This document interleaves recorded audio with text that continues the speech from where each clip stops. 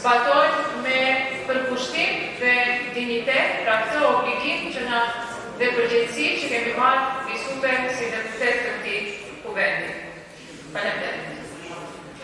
Вакви закони, кога се носат во зградата на поставка, мислам дека му кажуваат на еден аларм во ово собрание, тоа е дека политичките процеси веќе не се легитимни с едни страни и се донесуваат во волјата на мнозинството без никаков предвид за инклузивност на политичките актери кои имаат своји контингенти на гласови кои ги добиле на изборите.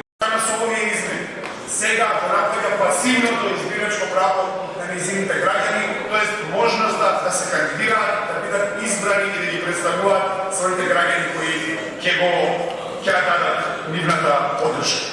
Поддршка требаше да следи повисно сваѓањето на помошта за кошар.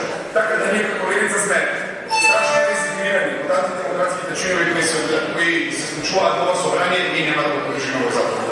Орган на обсед и одитора, кој што потоа во инспекторна реализација не се појавува како нешто што не се го правиле. Уставниот суд ќе донесе одлука дека ќе донесе, нема да ја коментира. За да ја надмиреме таа правна празнина која што постои, ние одлучивме да ова се го направи нескалесто, односно да се даде фер шанса и да има разлика во сите општини. Односно, општините до 10.000 гласачи да соберат 100 подписи, до 20.000 гласачи 200 подписи и се така скалесто до најголемите општини.